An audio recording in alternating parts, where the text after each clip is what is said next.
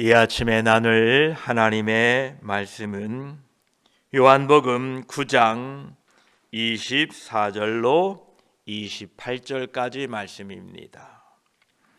요한복음 9장 24절에서 28절까지 함께 말씀을 읽습니다. 이에 그들이 맹인이었던 사람을 두 번째 불러 이르되 너는 하나님께 영광을 돌리라. 우리는 이 사람이 죄인인 줄 아노라. 대답하되 그가 죄인인지 내가 알지 못하나 한 가지 아는 것은 내가 맹인으로 있다가 지금 보는 이것이니라. 그것이니라. 그들이 이르되 그 사람이 내게 무엇을 하였느냐? 어떻게 내 눈을 뜨게 하였느냐? 대답하되 내가 이미 일렀어도 듣지 아니하고 어찌하여 다시 듣고자 하나이까? 당신들도 그의 제자가 되려 하나이까? 그들이 욕하여 이르되 너는 그의 제자이나 우리는 모세의 제자라. 아멘. 기도드리겠습니다. 하나님 아버지 감사합니다. 주의 거룩한 날 예배하며 하나님을 찬송하며 하나님의 전에 우리를 불러주셔서 주의 날을 기쁘게 예배하고 세상 가운데 지내다가 다시 이 아침에 주의 전에 모였습니다. 오늘 한 날도 우리와 함께 하시고 하나님의 은혜와 하나님의 성령의 충만을 허락해 주시어서 오늘 한 날도 믿음으로 걸어가며 하나님의 영광을 바라보는 한 날 되게 하여 주시옵소서. 말씀을 대할 때에 은혜와 하나님의 능력을 부어 주시옵소서. 우리 구주 예수 그리스도의 이름으로 기도드립니다. 아멘. 9장 24절에 이에 그들이 맹인이었던 사람을 두 번째 불러 이르되 너는 하나님께 영광을 돌리라. 우리는 이 사람이 죄인인 줄 아노라 라고 말씀하십니다. 이 시력을 회복한 사람은 그 부모가 사내들인 공회에서 법정에서 신문을 받는 동안에 잠시 물러나 있다가 다시 재판관들 앞에 서게 됩니다. 그들은 그의 부모를 신문했지만 그 부모와 그 아들 사이에서 진술이 모순되는 것을 발견하지 못했고 또한 예수 그리스도를 의심할 만한 사실을 찾아낼 수도 없었습니다. 그래서 그들은 다시 이제 그 눈을 뜬 사람을 부릅니다. 이에 그들이 맹인이었던 사람을 두 번째 불러 이르되 너는 하나님께 영광을 돌리라. 우리는 이 사람이 죄인인 줄 아노라. 부끄러워할 줄도 모르는 이 신문관들은 눈을 뜬 사람이 그 자리에 없는 동안에 예수 그리스도를 완전히 불신임할 수 있는 그 무엇을 발견한 것처럼 이제 그 사람이 오니까 너는 하나님께 영광을 돌리라. 우리는 이 사람이 죄인인 줄 아노라 라고 이렇게 말하고 있습니다. 유대인들은 예수님을 악인보다도 더 훨씬 악한 자임을 증거해 주는 어떠한 증거가 있다라는 듯이 말하고 있는 것입니다. 여기에서 죄인이라는 표현은 범죄자라는 표현입니다. 그러나 눈뜬 사람은 이렇게 고백합니다. 25절에 대답하되 그가 죄인인지 내가 알지 못하나 한 가지 아는 것은 내가 맹인으로 있다가 지금 보는 그것이니이다 라고 대답을 합니다. 그렇습니다. 그가 죄인인지 내가 알지 못하나라는 이 의미는 나는 그가 죄인이라는 것을 믿지 않습니다.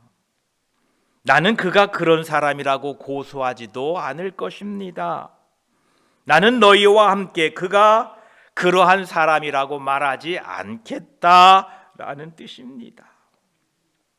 그 법정에서 바리새인들은 눈을 뜬 사람에게 예수 그리스도를 죄인이라고 비난하라고 엄명하였으나 그는 그렇게 하지 않기로 결단하고 단호하게 예수 그리스도에 대하여 그는 죄인이라는 사실을 나는 말할 수 없다라고 이렇게 말하고 있는 것입니다. 여러분들은 예수 그리스도를 비방하고 교회를 비방하고 성도를 비방하는 것에 동조하거나 맞장구 치면 절대 안 됩니다. 이 눈을 뜬 사람이 그러고 있다는 겁니다. 1991년도에 코미디언으로 데뷔한 분이 있습니다.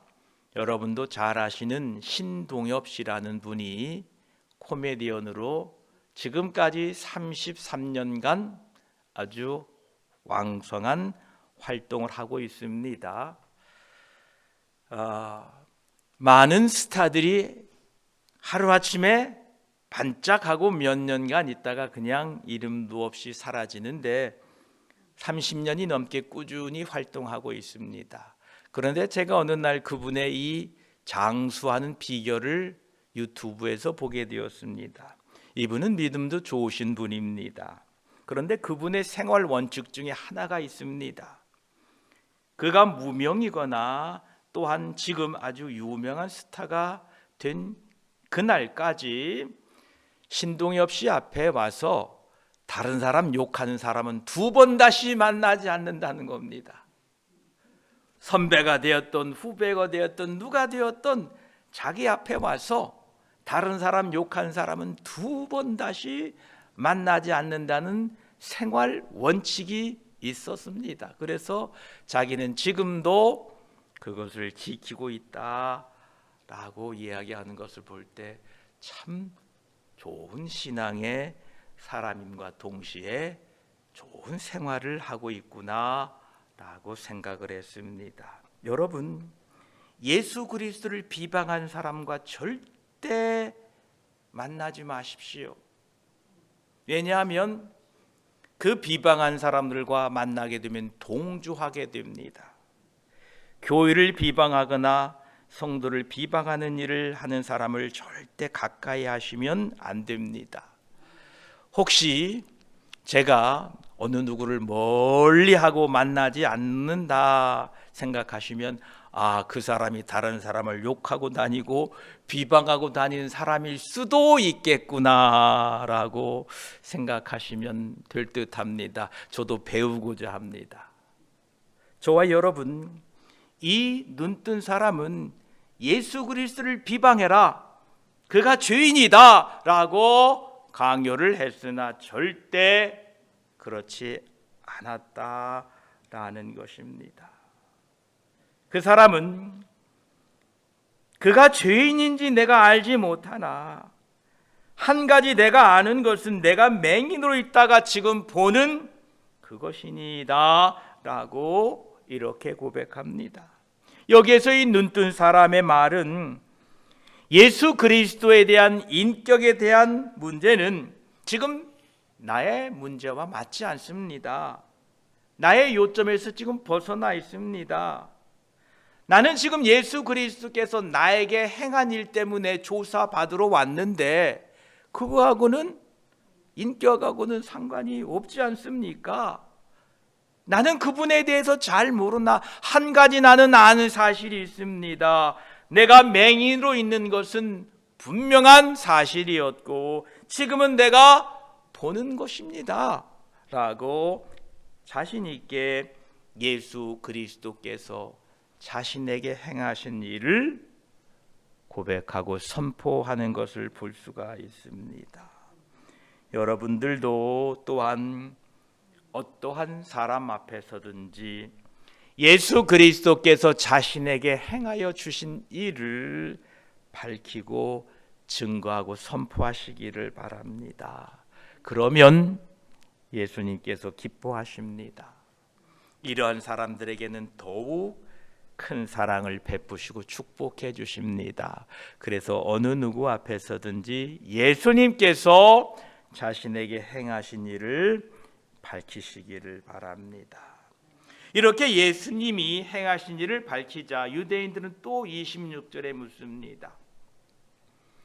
그들이 이르되 그 사람이 내게 무엇을 하였느냐, 어떻게 내 눈을 뜨게 하였느냐라고 또 질문합니다.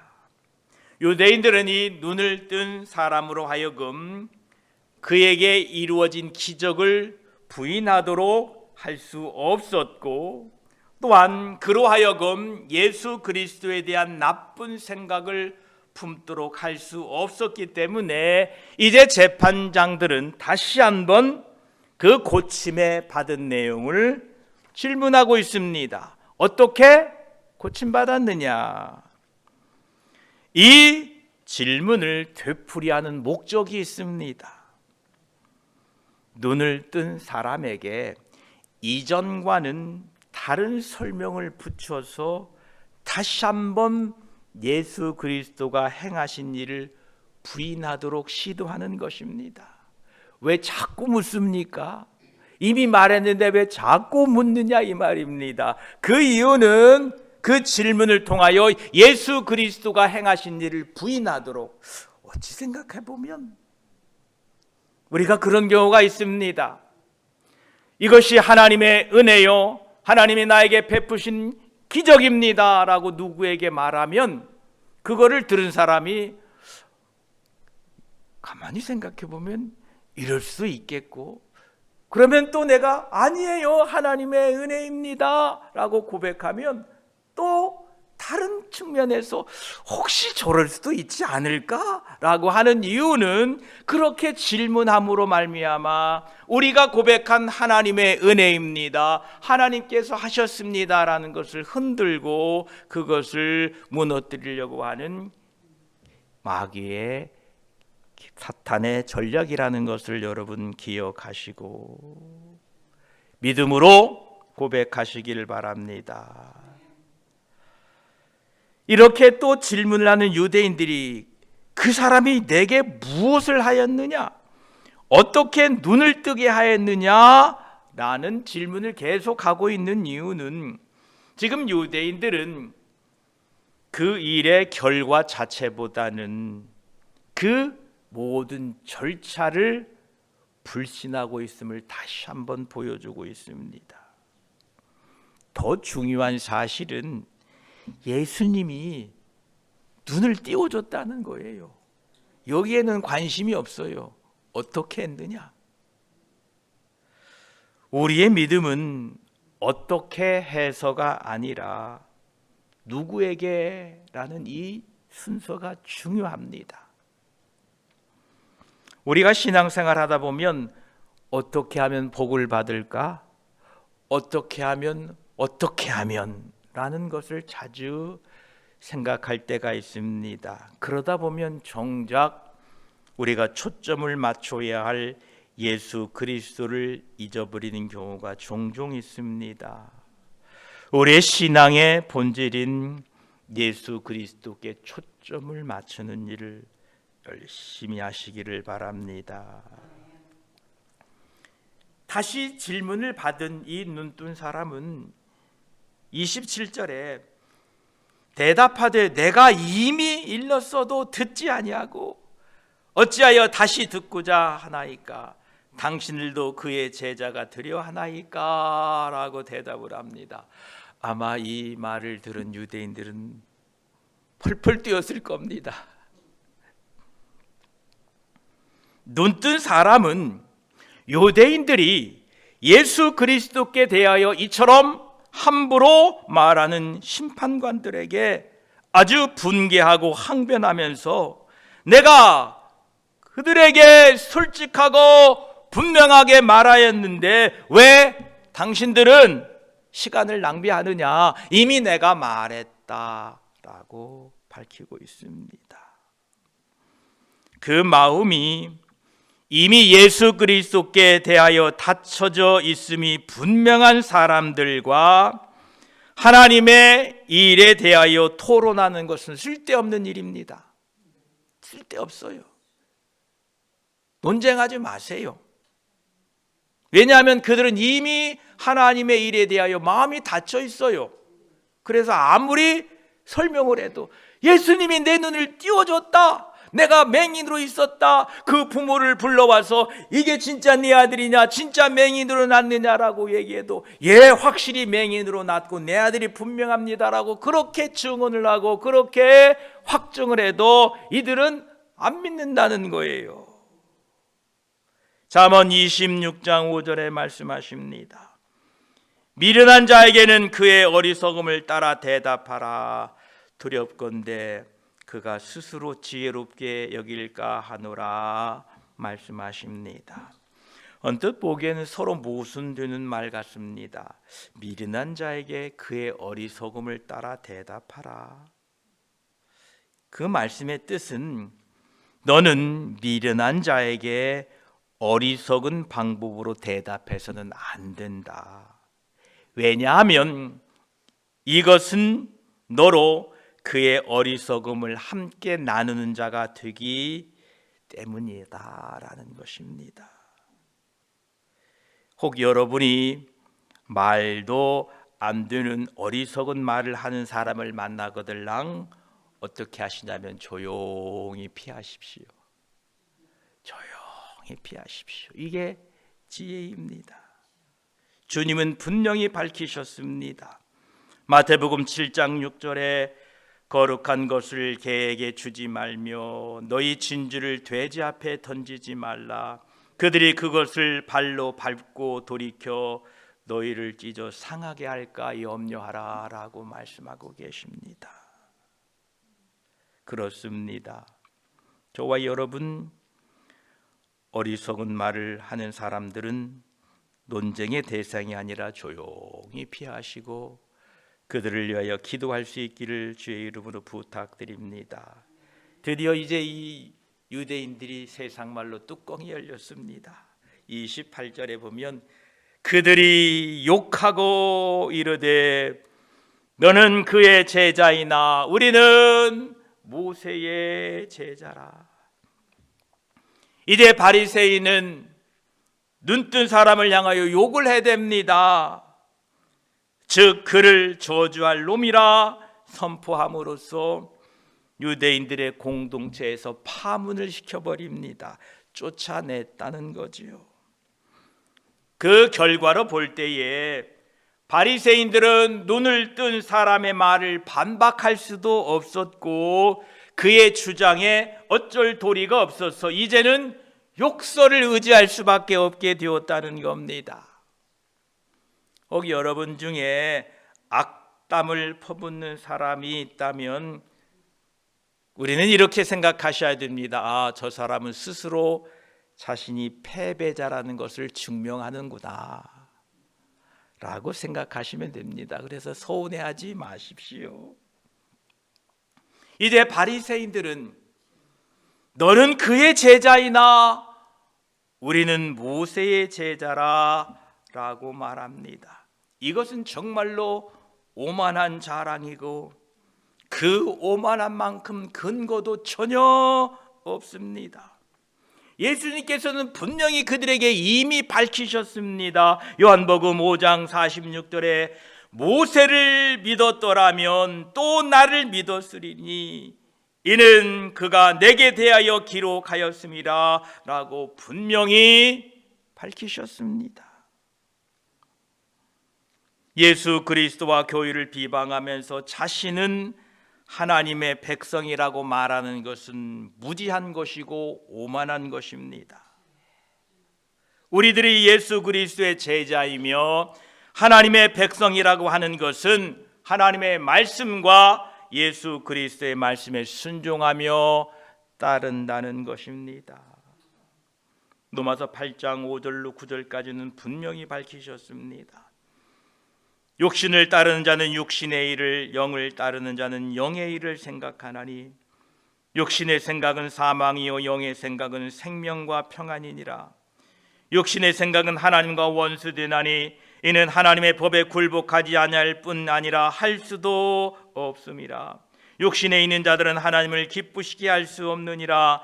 만일 너희 속에 하나님의 영이 거하시면 너희가 육신에 있지 아니하고 영에 있나니 누구든지 그리스도의 영이 없으면 그리스도의 사람이 아니라 말씀하십니다. 지금 이 바리새인과 유대인들 그들의 모습을 보게 되면 우리 믿음 있는 사람들, 그래도 성령 하나님의 은혜 가운데 사는 사람들은 그들의 행동과 말을 보면 고구마 잡수시고 내려가지 않고 이 가슴에 꽉 채 있는 그런 답답함을 느끼실 겁니다. 왜 그러냐 하면 그들 안에 성령 하나님의 역사가 없기 때문에 그런 겁니다. 그들 안에 성령의 역사가 없기 때문에 참 답답하게 말하고 답답하게 이해하고 답답하게 생각한다라는 겁니다. 저와 여러분, 그들에게 성령의 감동과 감화가 있도록 기도하십시오. 또한 우리들도 오늘 하루 살아가는 동안에 성령 하나님을 따라 말하고 성령 하나님을 따라 행동하시고 성령 하나님을 따라 생각하심으로 말미암아 하나님의 기쁨이 되십시오. 여러분, 누군가 나의 기쁨이 된다고 하면 그 사람을 생각할 때 여러분 어떻습니까? 즐겁잖아요. 다음에 내가 만나면 꼭 밥이라도 한 끼 대접하고 싶고 그렇잖아요. 우리가 성령을 따라 말하고 생각하고 행동하면 우리 주님이 기뻐하시는데 주님이 축복하시고 싶으셔서 그냥 어떻게 하면 축복할까? 어떻게 하면 은혜를 베풀까? 어떻게 하면 복을 내릴까라고 우리 주님이 기뻐하신다는 거예요. 이런 기쁨으로 하루 살아가시기를, 또 이러한 기쁨이 우리 삶에 충만케 되기를 축복합니다. 기도드리겠습니다. 하나님 감사합니다. 유대인들은 참으로 믿지 않기로 결단한 사람들 같습니다. 아무리 눈뜬 사람이 내가 그다, 내가 맹인으로 있었다, 그 부모가 와서 증언을 해도 그들은 도무지 믿지 않고 그들은 다시 그들을, 그 눈뜬 사람을 불러 내가 맹인으로 있었느냐? 우리는 예수 그리스도를 믿지 않는다, 그는 죄인이다라고 그를 설득하여 예수 그리스도를 부인하고 예수 그리스도의 행하신 일을 인정하지 못하게 했습니다. 하나님을 믿는 사람들이, 하나님의 백성이라고 하는 사람들이 참으로 안타깝습니다. 왜냐하면 그들 안에 말씀의 빛이 없었기 때문에 그렇습니다. 주여, 우리 믿음의 눈이 흐려지지 아니하도록 늘 성령의 조명을 허락해 주시어서 이 눈뜬 사람의 고백처럼 나는 그가 어떤 사람인지 잘 모르나 분명한 사실은 그가 내 눈을 뜨게 했다라는 우리 주 예수 그리스도께서 나를 위하여 행하신 일을 선포하고 증거하며 살도록 도와주시옵소서. 감사합니다. 오늘도 성령의 조명 가운데에 생각하고 행동하고 말하게 하셔서 우리 주님의 기쁨이 되게 하셔서 주님의 기쁨을 누리고 사는 주님의 기쁨 가운데 오늘 한 날도 살아가도록 저희들을 도와주시옵소서. 우리 주 예수 그리스도의 이름으로 기도드립니다. 아멘.